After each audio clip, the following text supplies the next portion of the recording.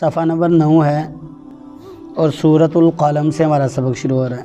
اعوذ باللہ من الشیطان الرجیم۔ سورۃ القلم مکیہ۔ بسم اللہ الرحمن الرحیم۔ نون والقلم وما يسطرون ما انت بنعمت ربک بمجنون وَإِنَّ لَكَ لَأَجْرًا غَيْرَ مَمْنُونٍ وَإِنَّكَ لَعَلَى خُلُقٍ عَظِيمٍ فَسَتُبْصِرُ وَيُبْصِرُونَ بِأَيِّكُمُ الْمَفْتُونُ إِنَّ رَبَّكَ هُوَ أَعْلَمُ بِمَنْ ضَلَّ عَنْ سَبِيلِهِ وَهُوَ أَعْلَمُ بِالْمُهْتَدِينَ۔ صدق اللہ العظیم۔ آج اللہ تبارک و تعالیٰ کے فضل سے ہم سورۃ القلم پڑھ رہے ہیں۔ اس سورت کا نام سورۃ القلم ہے اور اس کی پہلی آیت میں اللہ تبارک و تعالیٰ نے قلم کی قسم اٹھائی ہے۔ یہ سورت مکہ مکرمہ میں نازل ہوئی۔ نزول کے اعتبار سے اس سورت کا دوسرا نمبر ہے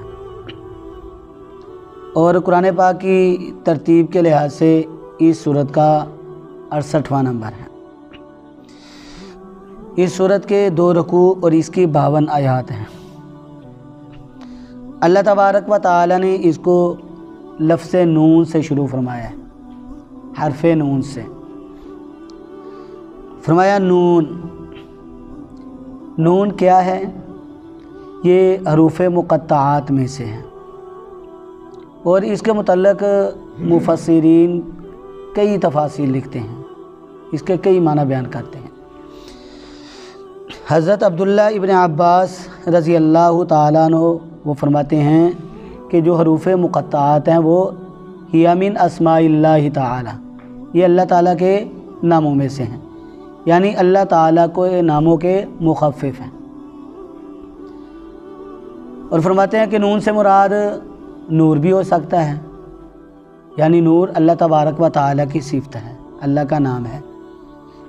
نور سے مراد نصیر بھی ہو سکتا ہے، یہ بھی اللہ تعالیٰ کا صفاتی نام ہے۔ نور سے مراد ناصر بھی ہو سکتا ہے، یہ بھی اللہ تعالیٰ کا صفاتی نام ہے۔ تو یہ اللہ تبارک و تعالیٰ کے صفاتی نام ہیں۔ اور یہ بھی لکھتے ہیں کہ یہ جو حروف مقطعات ہیں ان کا معنی سوائے اللہ کے کوئی نہیں جانتا، یا اللہ اور اس کے محبوب حضور نبی اکرم صلی اللہ علیہ وآلہ وسلم کے درمیان یہ ایک راز ہے۔ اور تفسیر خازن میں یہ لکھا ہوا ہے کہ نون سے مراد مچھلی ہے۔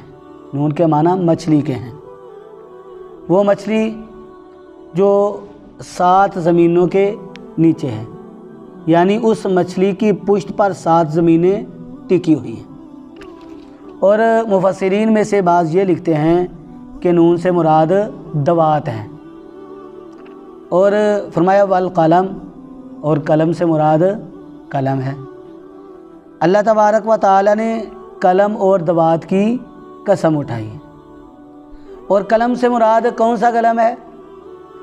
اس کے بارے میں لکھتے ہیں بعض مفسرین قلم سے مراد وہ قلم ہے جس کے ساتھ لوح محفوظ کو لکھا گیا۔ اور یہ بھی لکھتے ہیں ابو داؤد شریف میں روایت ہے اول ما خلق اللہ القلم، سب سے پہلے جو چیز اللہ نے پیدا فرمائی وہ کیا ہے؟ قلم۔ اور یہ بھی لکھتے ہیں کہ قلم سے مراد ہر وہ قلم ہے جس سے پہلے زمانے کے لوگ لکھتے تھے، آج لکھ رہے ہیں اور قیامت والے دن تک لکھتے رہیں گے۔ اللہ نے ارشاد فرمایا نون والقلم، قسم ہے دوات کی، قسم ہے قلم کی، وما، اور اس چیز کی، یسطرون، جس کو لکھنے والے لکھتے ہیں۔ فرمایا ما انت، نہیں ہے آپ سے مراد کون ہے؟ آپ صلی اللہ علیہ وآلہ وسلم، اے میرے محبوب نہیں ہے آپ بنعمت ربی کا، اپنے رب کے فضل سے، بمجنون، مجنون، آپ اپنے رب کے فضل سے مجنون نہیں ہیں، آپ اپنے رب کے فضل سے دیوانے نہیں ہیں۔ اب پہلے قلم اور دوات کا تذکرہ ہے اور اس کے بعد یہ جملہ ارشاد فرمایا، تو قلم اور دوات کا اس جملے کے ساتھ کیا تعلق ہے؟ تو مفسرین یہ لکھتے ہیں کہ اس کا اس جملے کے ساتھ یہ تعلق ہے کہ لکھنے والے جو ہیں انہوں نے پہلے دن سے لے کر اب تک جو لکھا ہے اور جو قیامت تک لکھتے رہیں گے وہ سارے کے سارے اس بات پر گواہ ہیں کہ حضور نبی اکرم صلی اللہ علیہ وآلہ وسلم مجنون اور دیوانے نہیں ہیں۔ تاریخ لکھنے والے کی تاریخ اور مضمون لکھنے والے کا مضمون آپ صلی اللہ علیہ وآلہ وسلم کے کلام کو نہیں پہنچ سکتا ہے۔ تو حضور نبی اکرم صلی اللہ علیہ وآلہ وسلم کے بارے میں اللہ نے کیا ارشاد فرمایا؟ ما انتا نہیں ہے آپ بنعمت ربی کا اپنے رب کے فضل سے بمجنون مجنون دیوانے نہیں ہیں۔ مشرکین مکہ نے حضور نبی اکرم صلی اللہ علیہ وآلہ وسلم کے بارے میں دور دراز کے علاقوں تک یہ پروپیگنڈا پھیلایا ہوا تھا کہ یہ مجنون ہے، یہ مجنون ہے۔ بار بار آپ صلی اللہ علیہ وسلم جس مجلس میں بھی جاتے آپ صلی اللہ علیہ وآلہ وسلم کو کہتے کہ یہ مجنون ہے، نعوذ باللہ یہ دیوانے ہیں۔ یہاں تک کہ مکہ مکرمہ سے 5 منزلوں کے فاصلے پر ایک قبیلہ تھا جس کا نام ازشنو تھا، وہاں تک بھی یہ بات پہنچ چکی تھی۔ وہاں ایک آدمی تھا جس کا نام زماد تھا، وہ پاگلوں کا علاج کرتا تھا، مجنون لوگوں کا علاج کیا کرتا تھا، اور اللہ تعالیٰ نے اس کے ہاتھ میں بڑی شفا رکھی تھی۔ اس کے پاس یہ بات پہنچی کہ مکہ مکرمہ کے خانہ کعبہ کے متولیوں میں سے کسی متولی کا بیٹا ہے اور اس کا باپ بھی وفات پا چکا ہے اور اس کی ماں بھی وفات پا چکی ہے، اس کا نہ کوئی بھائی ہے نہ کوئی بہن ہے، تو وہ مجنون ہو گیا ہے، دیوانہ ہو گیا ہے۔ تو اس کے پاس یہ بات پہنچی۔ اب اس کے دل میں یہ بات آئی، وہاں لوگ اس وقت بھی جو خانہ کعبہ کے متولی ہوتے تھے ان لوگوں کے دلوں میں بڑی عقیدت ہوتی تھی۔ تو اس آدمی زماد کے دل میں یہ بات آئی کہ میں مکہ مکرمہ جاؤں گا، اس آدمی کو تلاش کروں گا، اور اس کی فیس بھی بڑی تھی، لیکن اس نے دل میں یہ بات اس نے ارادہ کر لیا کہ میں اس کا علاج مفت میں کروں گا، کوئی اس سے فیس نہیں لوں گا۔ اب یہ مکہ مکرمہ پہنچا، لوگوں سے پوچھتا، جس سے بھی پوچھتا، بچے بوڑھے جوان سے، تو وہ کہتے کہ تو نے اس سے کیوں ملاقات کرنی ہے؟ یہ کہتا نا میں محمد صلی اللہ علیہ وآلہ وسلم سے ملنا چاہتا ہوں، ملاقات کے لیے آیا ہوں۔ تو لوگ تو کیوں ملنا چاہتا ہے؟ اس سے نہ ملے تو بہتر ہے۔ اب وہ کہتے ہیں کہ میں تو ان سے مل کر ہی جاؤں گا، اتنی دور سے میں آیا ہوں، مل کر ہی جاؤں گا۔ کوئی بتاتا ہی نہیں تھا ان کا پتہ۔ تلاش کرتے کرتے حضور نبی اکرم صلی اللہ علیہ وآلہ وسلم کے پاس پہنچے اور آپ صلی اللہ علیہ وآلہ وسلم سے ملاقات کی۔ کہنے لگا کہ میں آپ نے قبیلہ ازشنو کے بارے میں سنا ہوگا۔ آپ صلی اللہ علیہ وسلم نے ارشاد فرمایا ہاں میں نے سنا ہے۔ کہتا ہے آپ نے یہ بھی سنا ہوگا کہ وہاں پر ایک زماد نامی آدمی ہے اور وہ مجنون لوگوں کا علاج کرتا ہے، وہ عاجز میں ہی ہوں۔ میں آپ کے پاس اس نیت سے آیا ہوں کہ میں آپ سے کوئی فیس نہیں لوں گا، اور میں اس ارادے کے ساتھ آیا ہوں کہ میں آپ کی بھلائی چاہتا ہوں، اور لعل اللہ یشفیک علی یدی، کہ شاید اللہ تعالیٰ آپ کو میرے ہاتھ پر شفا دے دے۔ حضور نبی اکرم صلی اللہ علیہ وآلہ وسلم نے اس کا شکریہ ادا کیا کہ اس قدر دور دراز سے تم چل کر میرے پاس اس لیے آئے ہو کہ فیس لیے بغیر جو ہے وہ میرا علاج کرو گے، انسانی ہمدردی کے تحت آئے ہو، اور آپ نے یہ بات بھی کہی ہے کہ شاید اللہ میرے ہاتھ پر آپ کو شفا دے۔ تو جب اللہ پر آپ کا یقین ہے تو میں آپ سے یہی کہتا ہوں کہ مجھے کوئی بیماری نہیں ہے، میں مجنون نہیں ہوں، میں دیوانہ نہیں ہوں۔ تو پھر کہتا ہے تو لوگ کیوں ایسا کہتے ہیں؟ لوگ آپ کو کیوں ایسا کہتے ہیں؟ آپ کیا کہتے ہیں لوگوں سے؟ آپ صلی اللہ علیہ وآلہ وسلم نے ارشاد فرمایا کہ لوگوں کے اپنے منہ ہیں، ان کی اپنی باتیں ہیں، میں ان کو کیسے روک سکتا ہوں؟ کہتے ہیں آپ ان کو کہتے کیا ہیں؟ مسلم شریف میں روایت ہے آپ صلی اللہ علیہ وآلہ وسلم نے خطبہ پڑھا، جو خطبہ ہم جمعہ میں پڑھتے ہیں، الحمدللہ نحمدہ ونستعینہ ونستغفرہ۔ آقا علیہ الصلوۃ والسلام نے خطبہ پڑھنے کے بعد سورۃ الطارق کی تلاوت شروع کی، والسماء والطارق وما ادراک ما الطارق۔ آقا علیہ الصلوۃ والسلام اس سورت کی تلاوت کر رہے ہیں اور یہ آنکھوں سے آنسو بہہ رہا ہے۔ کہتا ہے جب آقا علیہ الصلوۃ والسلام نے تلاوت ختم فرمائی، کہتا ہے کہ میں مقرر بھی ہوں، میں شاعر بھی ہوں، میں ادیب بھی ہوں، میں خطیب بھی ہوں۔ جس کلام کو آپ میرے سامنے پڑھ رہے ہیں میں نے ایسا کلام کبھی نہیں سنا۔ یہ کلام حق ہے، سچ ہے، یہ شاعری نہیں ہے، یہ کسی مجنون اور دیوانے کا کلام نہیں ہے۔ آپ نے جو پڑھا ہے میں اس کو مانتا ہوں، اور آپ جس بات کی دعوت دے رہے ہیں میں اس دعوت کو بھی قبول کرتا ہوں۔ یعنی حضرت زماد رضی اللہ تعالیٰ عنہ بن کر حضور نبی اکرم صلی اللہ علیہ وسلم کے پاس سے کہ یعنی دور دراز کے علاقوں تک ان لوگوں نے آپ صلی اللہ علیہ وآلہ وسلم کے بارے میں کیا پروپیگنڈا بنایا ہوا تھا کہ آپ کیا ہیں؟ مجنون ہیں، نعوذ باللہ آپ دیوانے ہیں۔ مستدرک حاکم کے اندر یہ حدیث ہے کہ ابو جہل اور ابو لہب ان دونوں نے آپس میں مشورہ کیا ہوا تھا کہ آپ صلی اللہ علیہ وآلہ وسلم جس مجلس میں جا کر بیٹھیں واضح و نصیحت کریں، ایک میں تو نے پہنچ جانا ہے، ایک میں پہنچ جاؤں گا۔ تو اس وقت بھی زمانہ جاہلیت کے رواج کے مطابق حج ہوتا تھا، میدان عرفات میں بھی اور مقام مینا میں بھی لوگ بہت زیادہ جمع ہوتے تھے۔ اب آقا علیہ الصلوۃ والسلام بھی یہ سوچتے کہ لوگوں کا ہجوم ہوگا تو میں میدان عرفات میں جاتا ہوں۔ جب وہاں پہنچتے تو ابو جہل پہنچ جاتا، وہ آپ صلی اللہ علیہ وآلہ وسلم کا سارا کلام مجلس میں بیٹھ کر سنتا۔ جب آپ صلی اللہ علیہ وآلہ وسلم بات کو ختم فرماتے تو یہ اٹھ کر کھڑا ہو جاتا، کہتا یا ایھا الناس، اے لوگو آپ نے اس کا کلام سنا ہے اور آپ اس کے کلام کو سن کر متاثر بھی ہوئے ہوں گے۔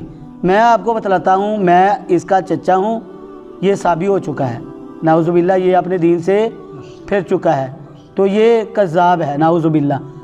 اس کی باتوں میں نہ آنا، اس کے جال میں نہ آنا۔ آپ صلی اللہ علیہ وآلہ وسلم مقام مینا میں پہنچتے، وہاں ابو لہب پہنچ جاتا۔ آپ صلی اللہ علیہ وآلہ وسلم کی ساری باتوں کو مجمع کے ساتھ سنتا اور آخر میں کیا کہتا؟ ایھا الناس، اے لوگو میں اس کا سگا چچا ہوں، میرا نام عبد العزیٰ ہے، میں عبد المطلب کا بیٹا ہوں اور اس کا باپ میرا چھوٹا بھائی ہے، اور یہ دین سے پھر گیا ہے، نعوذ باللہ یہ ثابت ہو چکا ہے۔ تو آپ اس کی باتوں میں نہ آنا، اس کے جال میں نہ آنا۔ یعنی اس قدر دور دراز کے علاقوں میں یہ لوگ پہنچتے، آپ صلی اللہ علیہ وآلہ وسلم کے بارے میں کیا مشہور کرتے کہ یہ مجنون ہیں، نعوذ باللہ یہ دیوانے ہیں۔ تو اللہ نے کیا ارشاد فرمایا؟ اے لوگو اس بات کو سن لو کہ میرے محبوب حضور نبی اکرم صلی اللہ علیہ وآلہ وسلم مجنون نہیں ہیں، دیوانے نہیں ہیں۔ ما انتا نہیں آپ بنعمت ربکا، اپنے رب کے فضل سے، بمجنون مجنون دیوانے، آپ اپنے رب کے فضل سے دیوانے نہیں ہیں۔ فرمایا وَإِنَّكَ، اور بے شک لَكَ، آپ کے لیے لَأَجْرًا، البتہ اجر ہے، غیر ممنون، کبھی نہ ختم ہونے والا۔ آپ صلی اللہ علیہ وآلہ وسلم کے لیے کتنا اجر ہے؟ اللہ نے ارشاد فرمایا اتنا اجر ہے، اتنا اجر ہے، کبھی ختم نہیں ہوگا۔ کیوں؟ اس لیے کہ حضور نبی اکرم صلی اللہ علیہ وآلہ وسلم لوگوں کو نیکی کی راہ پر لائے۔ امت نیکیاں کرتی ہے، اس کا ثواب کہاں پہنچتا ہے؟ حضور نبی اکرم صلی اللہ علیہ وآلہ وسلم تک۔ کیونکہ واضح و نصیحت کرنے والے کون ہیں؟ ہم نماز پڑھتے ہیں، کس لیے پڑھتے ہیں؟ کیونکہ آقا علیہ الصلوۃ والسلام نے ہمیں یہ طریقہ بتلایا ہے۔ تو ہماری نماز پڑھنا، روزے رکھنا، ایک دوسرے کے ساتھ سلام لینا، حج کے لیے جانا، جہاد کرنا، لوگوں کی بھلائی کرنا، لوگوں کے ساتھ اچھا سلوک کرنا، یہ جو نیکیاں ہیں، ہمارا اجر جو ہے وہ کہاں تک جا رہا ہے؟ حضور نبی اکرم صلی اللہ علیہ وآلہ وسلم کی ذات اقدس تک۔ تو اللہ نے ارشاد فرمایا بے شک آپ کے لیے البتہ اجر ہے، غیر ممنون، کبھی نہ ختم ہونے والا۔ وَإِنَّكَ، اور بے شک آپ، لَعَلَىٰ، خلق عظیم، البتہ بڑے اخلاق پر ہیں، آپ اخلاق عظیم کے اعلیٰ عہدے پر فائز ہیں۔ حضور نبی اکرم صلی اللہ علیہ وآلہ وسلم کے بارے میں شیخ الرئیس ابن سینا، یہ بہت بڑا حکیم گزرا ہے، وہ کہا کرتا تھا کہ میں نے طبی نقطہ نظر سے جس ذات کو کامل دیکھا ہے وہ حضور نبی اکرم صلی اللہ علیہ وآلہ وسلم کی ذات اقدس ہے۔ جیسی صحت ایک آدمی کو درکار ہونی چاہیے، نہ کوئی اس میں نقص ہو نہ کوئی اس میں خامی ہو، وہ کس کو حاصل تھی؟ حضور نبی اکرم صلی اللہ علیہ وآلہ وسلم کی ذات اقدس تو۔ اور روحانی طور پر بھی حضور نبی اکرم صلی اللہ علیہ وآلہ وسلم ساری مخلوق سے بلند ترین تھے۔ تو اللہ نے ارشاد فرمایا وَإِنَّكَ لَعَلَىٰ خُلُقٍ عَظِيمٍ، بے شک آپ صلی اللہ علیہ وآلہ وسلم بڑے اخلاق پر ہیں۔ فَسَتُبْصِرُ، پس ان قریب آپ دیکھ لیں گے، وَيُبْصِرُونَ، اور وہ بھی دیکھ لیں گے۔ کیا دیکھ لیں گے؟ بِأَيِّكُمْ الْمَفْتُونَ، تم میں سے کون فتنے میں ڈالا گیا ہے۔ ان قریب آپ بھی دیکھ لیں گے اور وہ بھی دیکھ لیں گے کہ تم میں سے کون ہے جو فتنے میں ڈالا گیا ہے، کون ہے جو مجنون ہو، کون دیوانہ ہے، کون پاگل ہے۔ ان قریب اس بات کا پتہ چل جائے گا۔ دیکھیں حضور نبی اکرم صلی اللہ علیہ وآلہ وسلم نے کتنا عرصہ جو ہے نبوت کے بعد گزارا، 23 سال کا عرصہ۔ 40 سال کی عمر میں نبوت ملی اور 23 سال کے عرصہ میں حضور نبی اکرم صلی اللہ علیہ وآلہ وسلم نے عرب کے علاقے سے کفر و شرک کو ختم کر ڈالا۔ حضور نبی اکرم صلی اللہ علیہ وآلہ وسلم نے ان لوگوں پر بڑی محنت کی۔ دیکھیں ظاہری طور پر آپ صلی اللہ علیہ وآلہ وسلم کو دیوانہ اور مجنون کہنے کی ان کی وجہ کیا تھی؟ وجہ یہ تھی کہ ایک طرف پوری جماعت ہو اور ایک طرف ایک ہی آدمی ہو، اور پوری کی پوری جماعت ایک بات کر رہی ہو اور صرف ایک وہ آدمی جو ہے وہ ان کے خلاف بات کر رہا ہو کہ ایسی بات نہیں ایسی بات ہے۔ مثال کے طور پر 100 آدمی ہے، وہ ایک بات کرے گا اور ایک آدمی ہے وہ دوسری بات کرے گا، ان کے خلاف کرے گا، تو لوگ کیا کہیں گے؟ لوگ کہیں گے جو ایک ہے نا اس کو جھوٹا کہہ دیں گے۔ حضور نبی اکرم صلی اللہ علیہ وآلہ وسلم کو دیوانہ اور مجنون کہنے کی ظاہری ان کی وجہ کیا تھی؟ کہ یہ سارے ایک طرف ہیں اور یہ اکیلا ایک طرف ہے۔ تو اللہ تبارک و تعالیٰ نے فرمایا کہ جو اکیلا ہے وہی صحیح راستے پر ہے، یہ سارے کے سارے کیا ہیں؟ گمراہ ہیں، بہکے ہوئے ہیں۔ اللہ نے ارشاد فرمایا ان ربک، ان بے شک ربک آپ کا رب، ہوا عالم، وہ خوب جانتا ہے، بمن اس کو، ضل جو بہک گیا، ان سبیلہ اس کے راستے سے۔ اللہ تبارک و تعالیٰ خوب جانتے ہیں ان لوگوں کو جو اللہ کے راستے سے بہک جاتے ہیں، جو گمراہ ہو جاتے ہیں۔ فرمایا وَهُوَ عَالَمُ، اور وہ خوب جانتا ہے، بالمہتدین، ہدایت پانے والوں کو، ہدایت یافتہ لوگوں کو۔ اللہ تبارک و تعالیٰ کی نگاہ سے نہ تو گمراہ اوجھل ہیں اور نہ ہی اللہ تبارک و تعالیٰ کی نظروں سے ہدایت پانے والے لوگ اوجھل ہیں۔ سب اللہ تبارک و تعالیٰ کے سامنے ہیں، اللہ تبارک و تعالیٰ سب کو جانتے ہیں۔ اللہ تبارک و تعالیٰ سے دعا ہے اللہ رب العزت ہمیں اپنے کلام کو صحیح معنوں میں ماننے والا، اس سے محبت کرنے والا بنائیں، حضور نبی اکرم صلی اللہ علیہ وآلہ وسلم کی عظمتوں کو جاننے والا اور آقا علیہ الصلوۃ والسلام کے فضائل کو اپنی زبانوں سے بیان کرنے والا بنائیں۔ وآخر دعوانا ان الحمد للہ رب العالمین۔